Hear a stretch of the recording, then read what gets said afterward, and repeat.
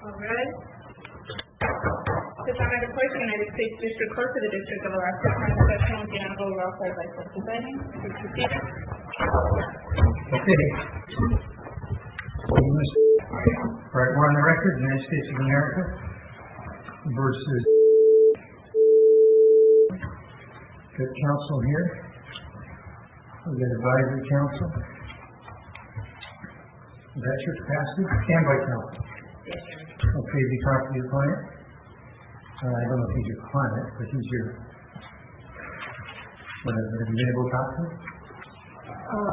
Well, Your Honor, Mr. could file the motions himself, but I did talk to him about what would happen today. Pardon me? Filed the motions on his own, but I did talk to him about what would happen today. Okay, well, I'll go through the list. So you don't want to have an attorney represent you, is that right? Not at the moment. Did the magistrate judge explain to you the risk of being representing yourself? Some of them. Well, I'm gonna give you all. Okay. Okay. All right. Actually, you know, I do this. I've been doing this for years, and kind of aware of the road that you're on, and so I want to just take some time to make sure you understand the road that you're following. And there is actually case law that instructs judges in certain situations like this as to what we should advise someone to make sure you're fully aware of the consequences of representing yourself, and they even give us questions, sample questions that we should ask you. Okay? All right. And you, of course, you have a constitutional right to represent yourself, but you also have a right to be represented by counsel. If you can't afford counsel, counsel would be appointed to represent you. Do you understand that? Right. Now, I don't know anything about you, but I can ask you this. You're not a lawyer, can I presume that? I'm the good guy. Have you studied law? I've read some law, yeah. Okay. But you haven't gone to law school or anything of that nature? No. And have you ever represented yourself in a criminal action before? No. Okay, so this will be a first. Do you understand that you are charged with a number of felonies? Mm-hmm. And I'm going to ask counsel to set forth on the record what the penalties are for these crimes. Would you please? Yes, Your Honor. The maximum penalty for counts 1 through 3 is 3 years imprisonment, a $250,000 fine, a year of supervised release, $100 special assessment, and costs of prosecution. The maximum penalty for each of counts 4 through 7 is a year of imprisonment, $100,000 fine, a year of supervised release, a $25 special assessment, and the cost of prosecution. So technically, you've got 3 counts that carry 3 years. That's 9 years, right? Yes. And you've got 4 counts that carry 1 year, so that's a potential 13 years maximum. That would be the maximum. That's the absolute max. I'm just wondering. And what did you say the fines, potential fines were? $250,000 each on counts 1 through 3, and $100,000 each on counts 4 through 7. So that gets up to 250 times 3, that's 750. And what did you say for 4 through 7? 100,000. So each? Yes. So that's another 400,000. So that's 650. Okay. I just have to make, I'm sure Judge Roberts advised you this, but I want to make sure that I advise you this. Okay? Okay. All right. And then there's a $100 special assessment that would be applied for each one of these. This is if you're convicted of everything. That would be $700 special assessment. And I've explained that the sentences can run consecutively. And we actually have advisory sentencing guidelines. This big book right here, is this the red one? This says the red one is effective November 1st, 2013. It tells us how to sentence people. At the back, it actually has a sentencing table. And it puts your criminal history. I don't know anything what your criminal history would be. And then down the side would be the offense level. And then we go over here and give us a range, and that would give us the sentencing range. We could go up or down from that depending on anything that would be unique to you. So, you understand everything I told you so far? So far. Okay, you understand that if you represent yourself, you're on your own. I can't tell you how to proceed or advise you any more than what I'm doing here today. You understand all that? I do.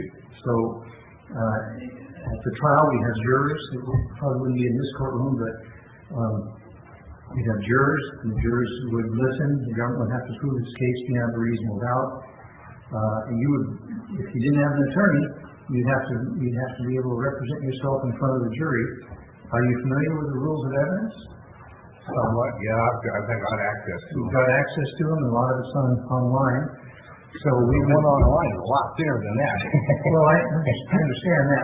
It's just That's got, probably an annotated copy, this huh? has got the criminal code and the rules. It's just the one I picked up, so there's a lot to it. But there's that. There's also a library downstairs.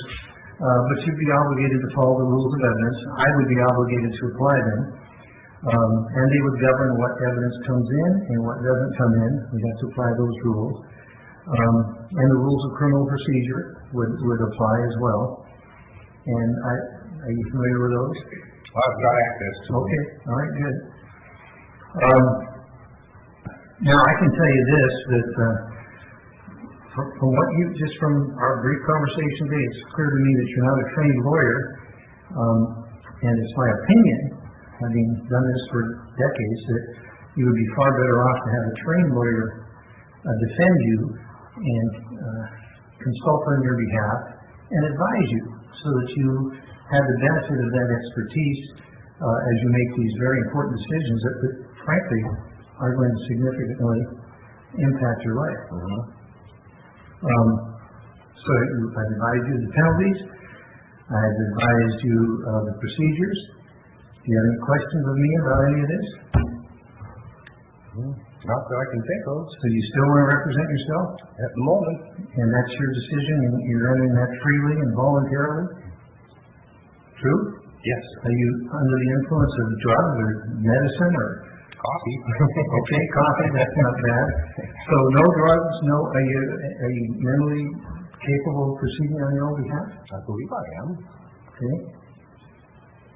Well, from just our observations, and I don't know you at all, but you look healthy, your eyes are bright eyed, so I can conclude that you're sober here today, and that you've been able, and we're only, 15 feet apart, so you've been able to hear me, understand me, and comprehend me. It appears to me that your decision to proceed on your own, although ill-advised, and let me just take a little roadblock. Can I do one more thing, since we're here and I got a little time?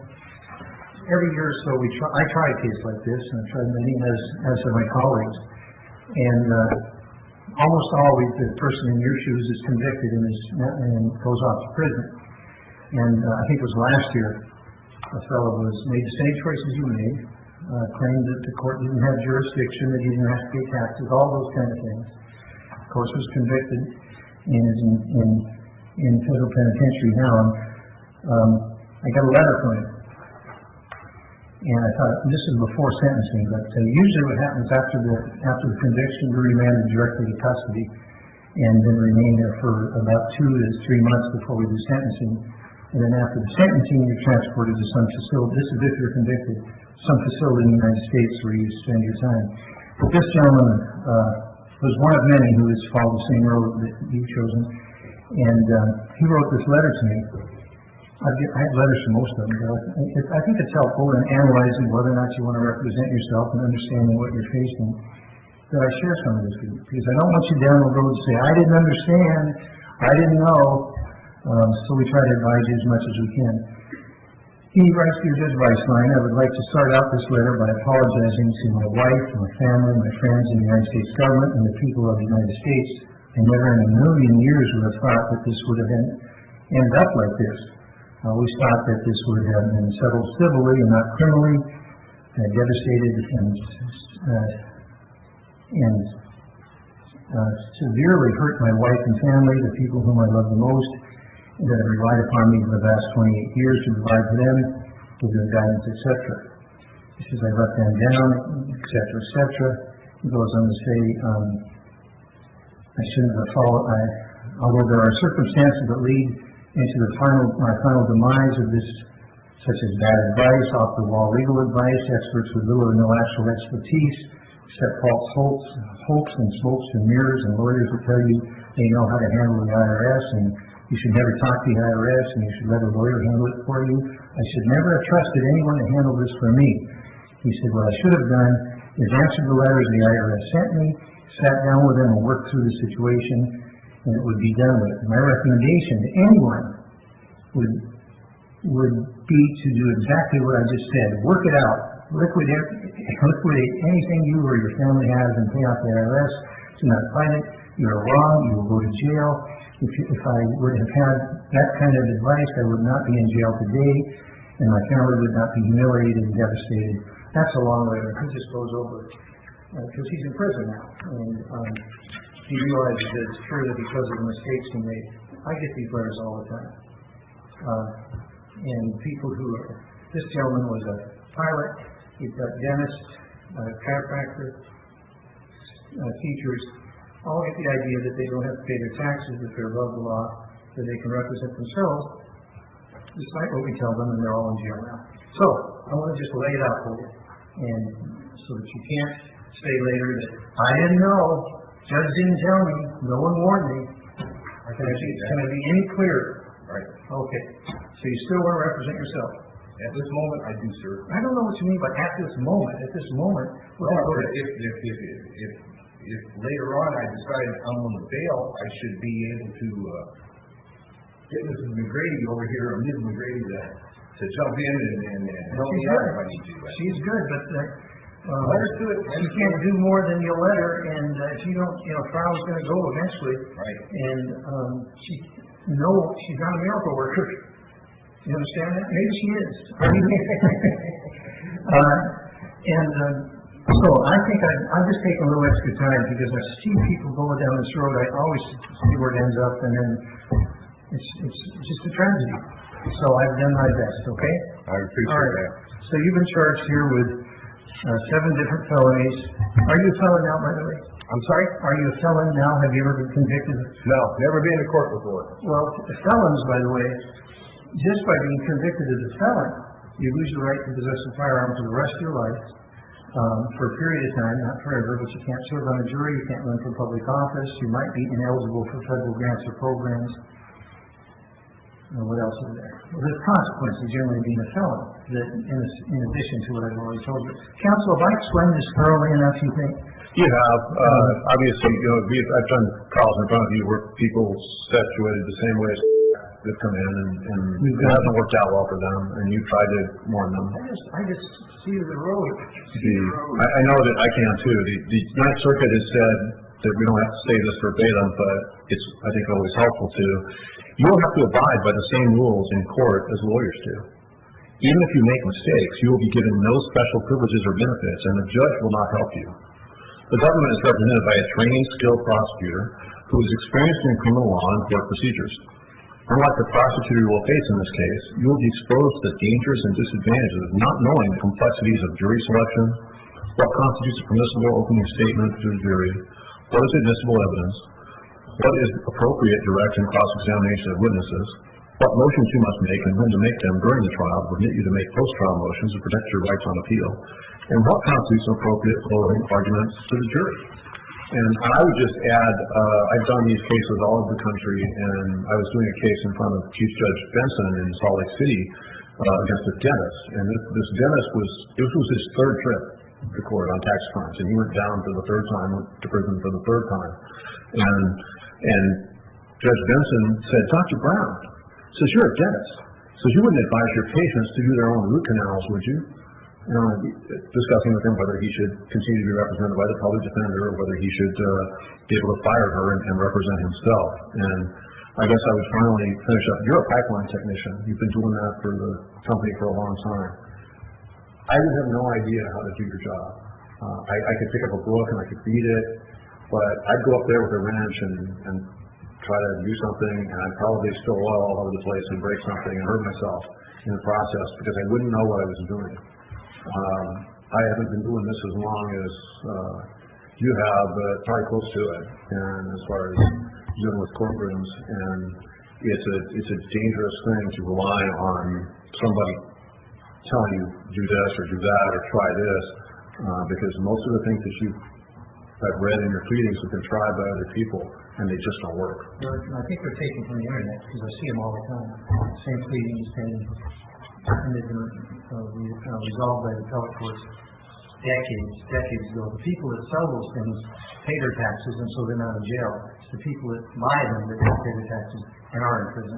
That's pretty much our experience. But anyhow, you know, we're just trying to lay it out for you. And, as counsel, I think I've heard you came prepared to do the same thing I came prepared to do.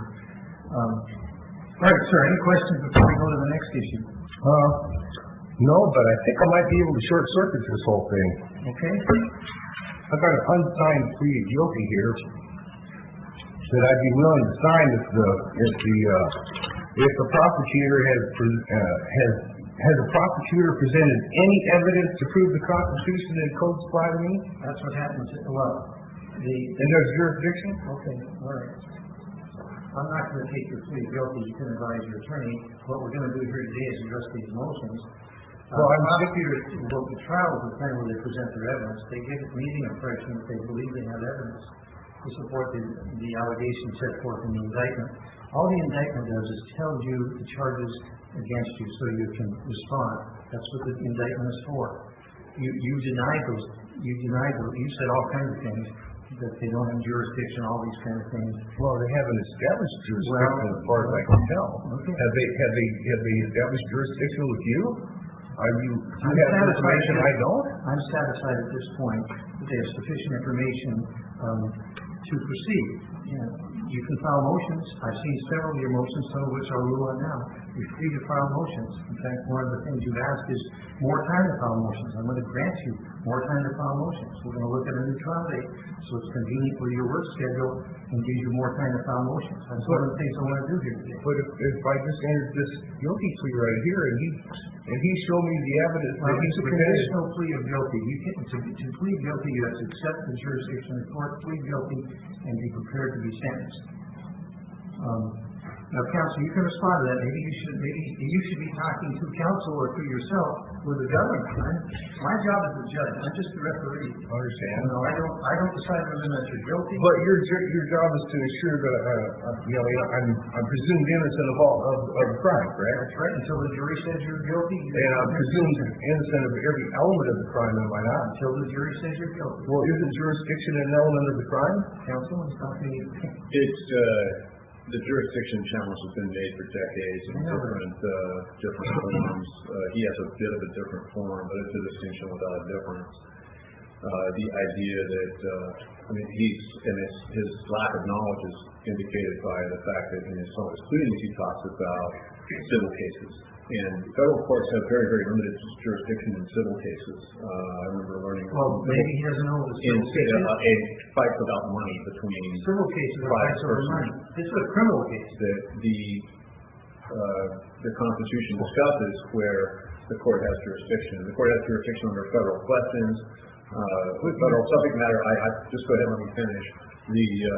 Like if you get in a car crash on Elmendorf Air Force Base, that's on federal territory, and you can do your civil case in the federal court. If you have diversity of citizenship between the parties, if you're from California and somebody else is from Texas, and the amount is over a certain amount, you can sue for in federal court. But you have to plead that in your complaint, and if you don't do that, then the cases that you cited were cases where people didn't plead sufficient federal jurisdiction in civil matters.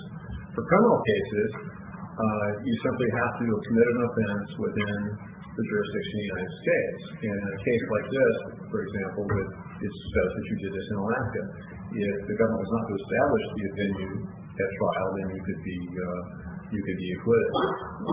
Sometimes jurisdiction over people, they don't even have to be here. In a conspiracy case, if you're living in California and you're mailing drugs up to Alaska, you could be prosecuted in Alaska for conspiracy even though you never set foot in Alaska, because you could anticipate that the crime was being committed in Alaska, some overt act of a conspiracy was being committed here, even by somebody else. We've had a case recently, went to the Ninth Circuit Court of Appeals where somebody was getting on an airplane down in Seattle to bring some drugs up to Juneau. And there was a question, he was convicted in Juneau, in Alaska, for attempting to bring drugs to Alaska. And his argument on appeal was, hey, I didn't come to Alaska. You caught me in Seattle. You should prosecute me in Seattle. And the Ninth Circuit said, no, you knew what you were doing. You were up in Alaska. You went down to Seattle, the idea of bringing drugs up here. You could have been prosecuted in the Western District of Washington, but we're prosecuting you in Alaska. There are cases where people don't even have to be in the United States to be subject to jurisdiction. Acts of terrorism in other countries. If you kill Americans in an act of terrorism, you blow up an embassy in Kenya, you could be prosecuted in this country even if you never set foot in this country or harmed anybody in this country because you killed U.S. citizens. The classic example of that is piracy. Back in the 18th century, we had this. Their jurisdiction is established through living in a society and living in a place where there are laws and that you're subject to those laws. And we do have to establish those things.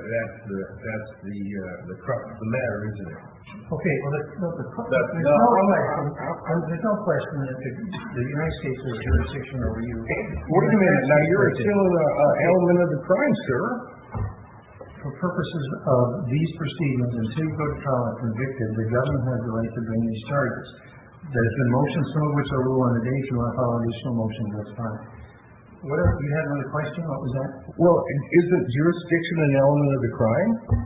He just explained, this has been presented time and time and time. I'm just asking. I mean, can't count it, but I don't want to get him up here and have him repeat everything he just said. well, it doesn't matter what he, I mean, I agree, he went on quite wrong about what it is, but now, isn't jurisdiction an element of the crime? You can't have a crime unless there's jurisdiction to punish it? Do you have jurisdiction over him? Yes or no?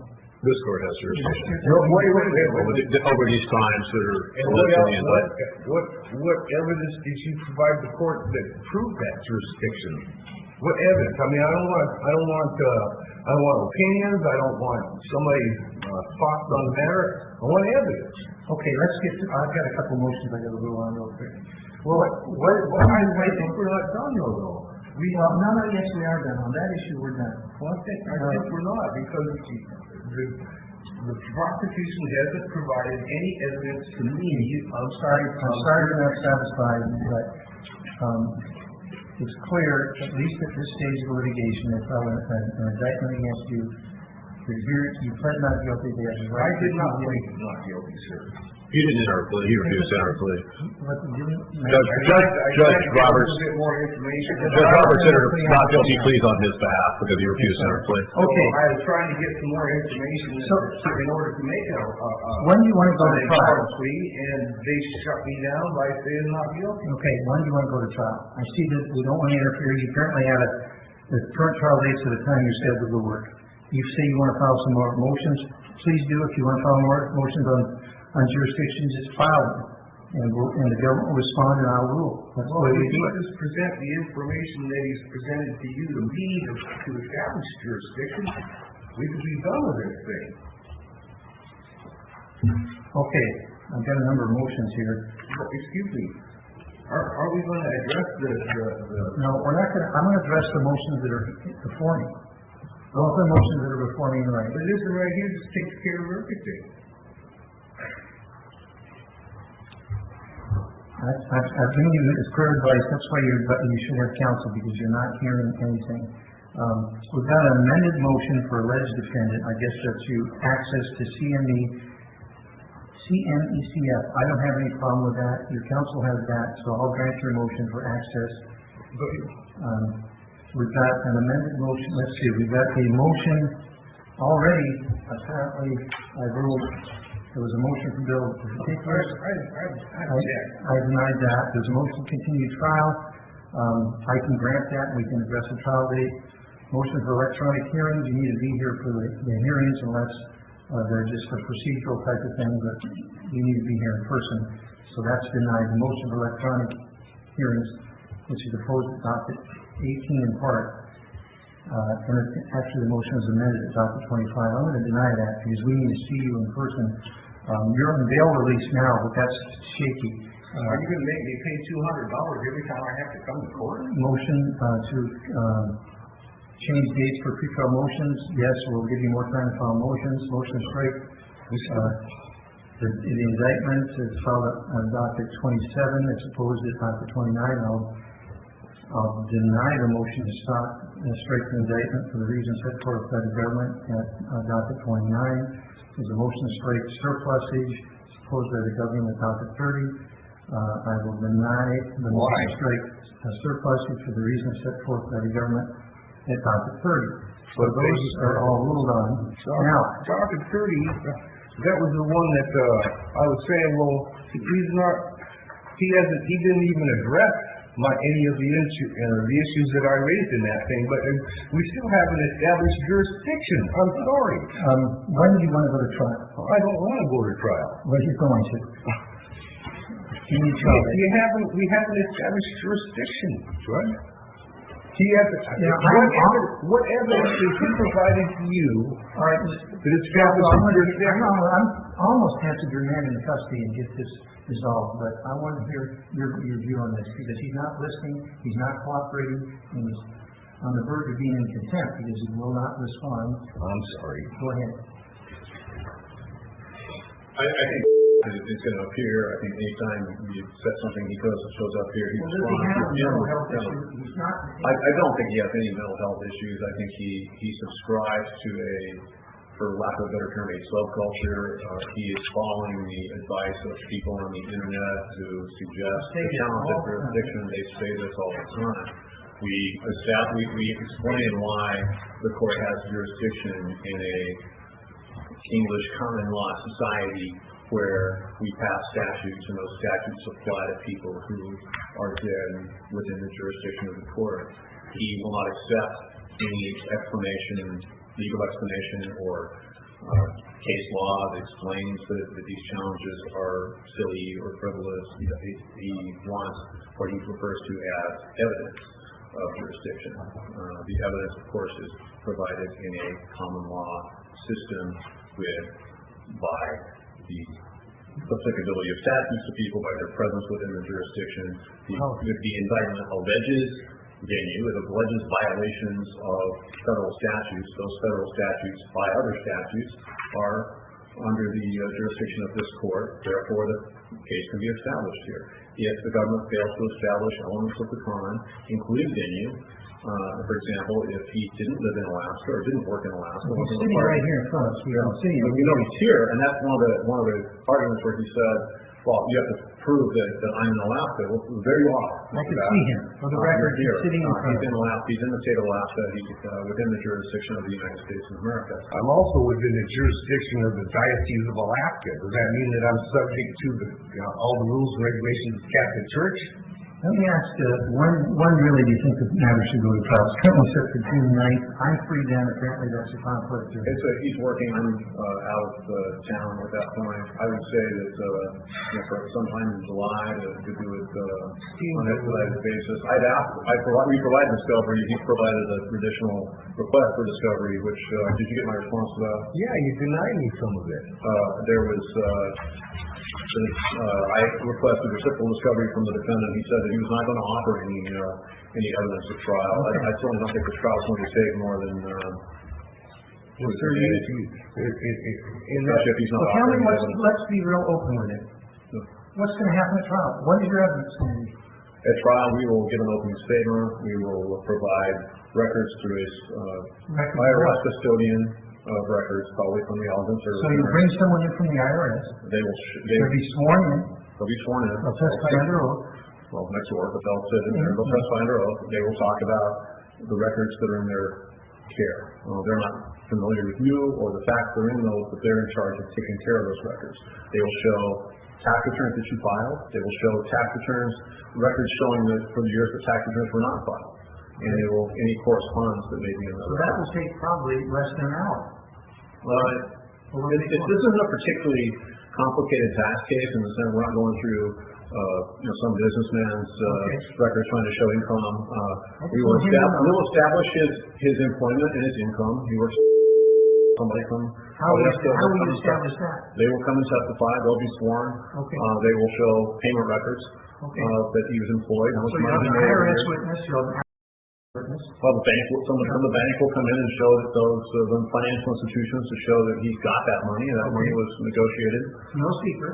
through his. And these are all the records are provided in Three discovery. witnesses so far. We have. There may be a summary witness from the IRS to show that yes, with that much income, he would have had a tax liability, and that he can't, claim a refund based on, it's not going to be, particularly, onerous or complicated. Okay. To establish what his, you know, So we're that he talking was about- living in Alaska, he was working in Alaska, that he filed or didn't file. There was a case where he went to the United States tax court. We will probably offer the evidence of the tax court ruling that at some point he went and was told by the judge in tax court that his claim was not valid and that the refunds he'd obtained were not legitimate. Okay. And which would have placed him on notice to stop he's doing this. seeking They had to reduce it to judgment and send me a bill. I didn't do Are nothing. you seeking restitution? What we seek in order that the, you know, money, yes, The money that he paid, the money that he got, about $100,000 in 3 years of tax refunds that he Okay, so ordered I to pay just want back to make to the it United clear States. restitution on top of everything else. The cost of prosecution are managed by statute on criminal tax cases, so the cost of bringing witnesses up, the cost of, Okay, so transporting you're gonna people imposed on him, and that'll be reduced to judgment, and he can, it'll be assessed against him, Okay, so it's about a day and a half trial from your perspective. a couple of days, probably. 2 days trial. Half a day to pick the jury, and, maybe Okay. a day and a half of evidence. He has indicated he's not gonna offer any evidence, so. Okay, so that's it'll be a short quick, it'll fix. be 2 day trial, okay. All right, so no secrets whatsoever. We're telling you exactly what the case is gonna be about, how they're gonna present it, and then we're gonna ask the jury to decide whether the government has proven beyond a reasonable doubt that you are guilty of making and subscribing false income tax returns and of willful failure to file income tax returns. But It's as simple as can be. If they say guilty, then you'll go to jail probably, or maybe not. I don't know what the sentence will be. If they say not guilty, you'll walk out the door. Pretty simple. But, Judge, the way I understand it, your job is to ensure that I get a fair trial, right? You're not gonna take no guff from nobody, I trust. Including you. And I appreciate that. I don't intend to give any. Well, I don't know about that.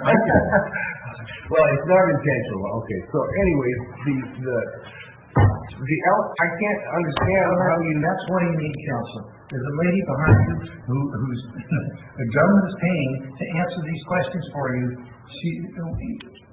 We're doing everything we can to try to help you. You're refusing to take. I just want to know when you can go to trial. Give me a date that's convenient for you. It's currently set for June 9th. That's not a convenient date. I can do it in July.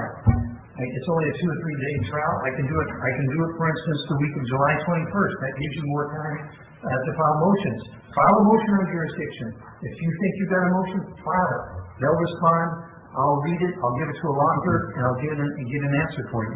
Whatever other motion you want. So I did file a motion to strike and dismiss this indictment. And they opposed it, and I denied your motion. But he didn't address any of the issues that I raised in my If you don't motion. like my decision, that's fine. That's why we have appellate courts. But I just now today denied those 2 motions for the exact reason that he stated, and I read that into the record. So that's done.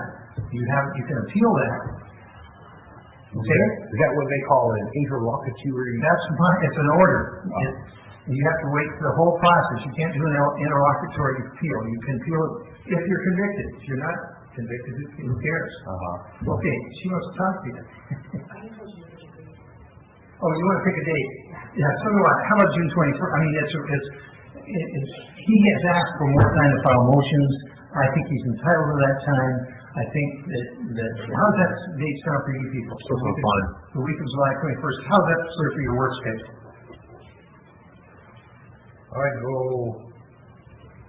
I'm still out that week. So that's good for you. No, Oh, it's bad for you. So how about the following week, the 28th? the week of the 28th? Yes. I don't want to do it on the 28th if we're going to do it. Is why? I guess it's your birthday or something, or? It's the day I get in from work. Okay. I'd like to have a little Okay, bit all right, let's see what July 28th. You get in on the 28th. That's a Monday. But I still don't understand the whole thing here, I man. understand. That's why we've advised you to get counsel. Judge, I could be in South Carolina that week to Oh, teach a my. class on this subject, so, I have to, How about September?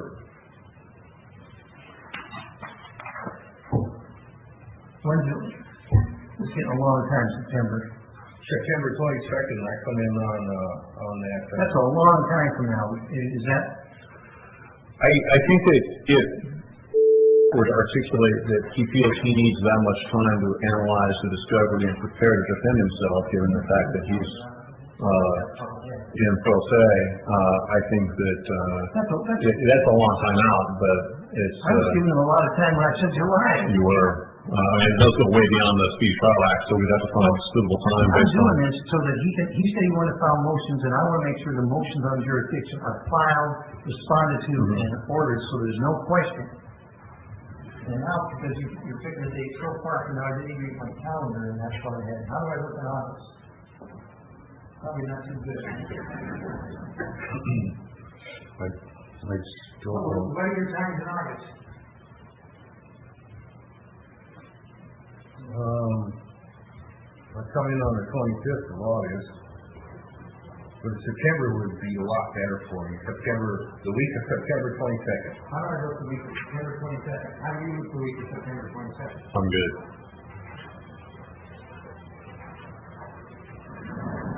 Sir, do you understand you have a right to go to trial sooner than that, but we can extend it if I make the appropriate findings and if it's okay with you, okay? Is it okay with you? Yes. We're doing it partly to satisfy your concern as to your work schedule, A, and B, so you can file all these motions you want to file.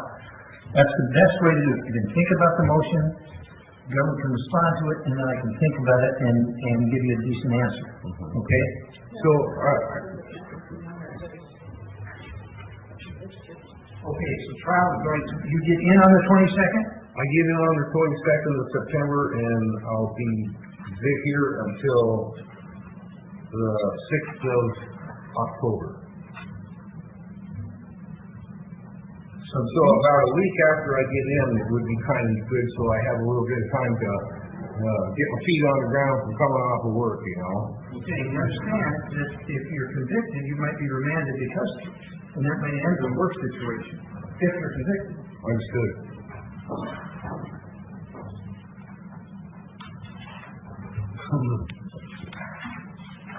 And you, again, I don't know how many times to advise you about this. You've got counsel sitting right behind you. This is not a situation where anyone's trying to play games with you or fool you. In fact, we spent a long time explaining the facts of life to you and trying to. Okay, if September 22nd is a Monday, you say that you're going to get in that day? I get in that day. And September 29th, how does it look on the 29th?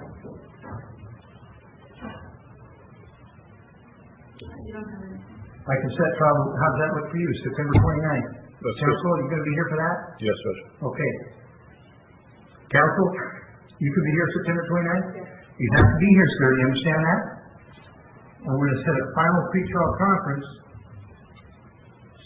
Thursday, September 25th. How's that look for you? 9 a.m. And all we'll do there is we'll come in, it'll be one last time. What? Okay, so I should do it at 10 a.m.? 10 a.m. 10 a.m. on the 25th for a pretrial. Final pretrial, that's where we sit down, we make sure everything's understood as to how we're going to pick the jury, et cetera, et cetera. Then we'll start at 9 o'clock in the morning on September 29th, and the trial will go probably Monday, Tuesday, and Wednesday. And your counsel will be there, she'll be sitting right behind you. If you want, she can sit right next to you at the counsel tables. She's there to do whatever you want.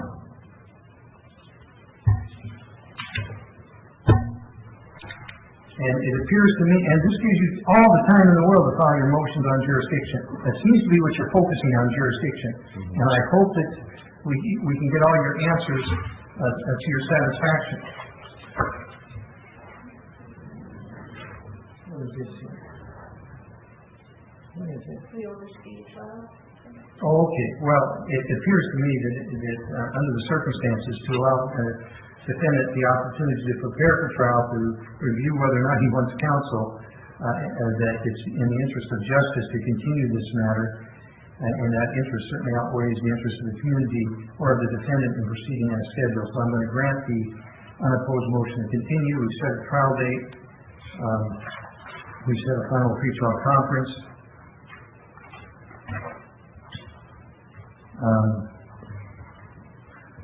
You've got plenty of time to file motions.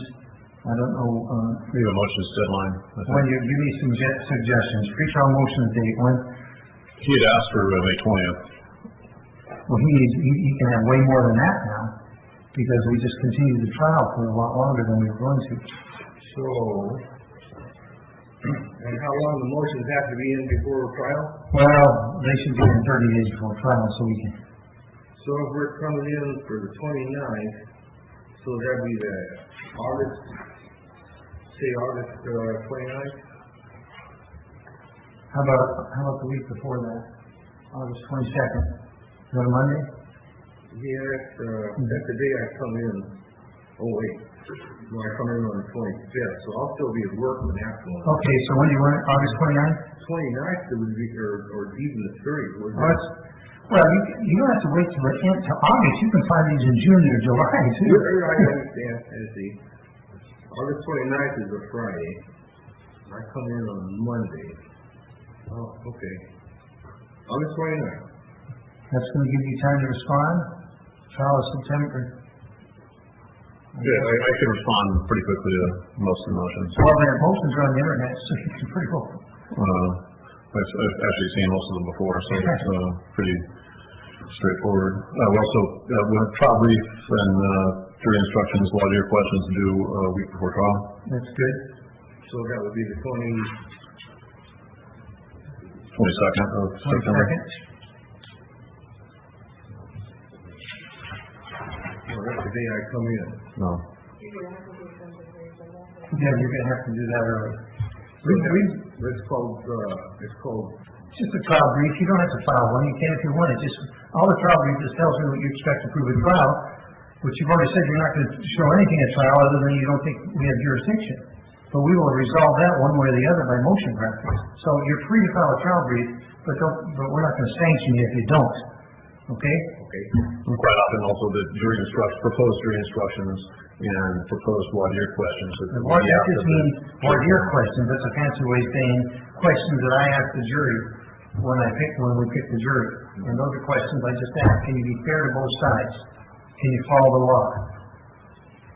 And if you have any suggested questions, you can propose those to the court. The court normally asks those questions, but you can certainly suggest questions to Judge Whiteham to ask them. So I got jury voir dire on the 22nd, that's when those are supposed to be in? Right, if you want, I mean, Yeah, that's the latest, right? Yeah. yeah, it's the latest, but, You can if put you it don't file it, I'm not gonna get upset with you, talk to your attorney about it, okay? Or talk to your, whatever we call it. Standby Standby. candidate. The only thing that I'll be upset is if you don't show up, Oh, yeah, then I'll be upset. I don't plan on not showing up unless the airplane crashes on the way up here. So show up for the final pretrial conference in person, and show up for the trial in person. I can do other ones, Well, I'm not sure there's gonna be any other ones. Okay, And if there's just a procedural thing, like a change in trial date, maybe we can do that telephonically, but we'll try to do it while you're in town. right. Because you're in town every two weeks, aren't you? Oh, yeah, but I never get out of the airport when I'm coming through. And he's not in town, he lives down in McKeon, so I have no objection to him being telephonic for just a scheduling conference or something. I don't think much is gonna come up, I don't see any need for it, based on the motions I've seen, I don't see anything that's going to require an evidentiary hearing or testimony or anything like that, as far as motions to press. We have time to talk about my motion to dismiss and the government's response to it, though? No, that's already ruled upon, but I'll tell you, I'm gonna go to another hearing right now. You Oh. file another motion, we can discuss it. Okay, well, okay. But I'm available anytime, but the procedure, you file a motion, they file a response, I look at it, I rule. I would just remind the defendant that if something's already been addressed, then raising it again isn't necessarily going to be productive. It's just going to result in, unless there's some type of different. He wants to file a motion to suggest that the court has no jurisdiction. He's done that. I think he's already done that. But maybe you can come up with a He's done better that. way of saying it, or a more creative way, I don't know. But, people have been doing it for decades, for maybe even 100 years. Same motions. And the answers have not changed in 100 years. Hey, good luck. Your Honor, just one more, just for clarification, he really wanted to be, you did grant his motion to be added to ECF, right? Yes. So he can have access to that on his own without. I don't know, I just granted it, and the clerk's office is gonna have to figure out how to do it. That is a process, Okay. and I don't have, I know it can be done. So I can just go down to the clerk's office down there and talk with them about it? I think so, but I think it involves you having to do a few things, a few steps. But I granted that request. Thank you. So I can't tell you all the details, that's what we have a clerk's office. All right, thank you. Delegation, huh? All rise. This matter stands adjourned. This concludes this employment.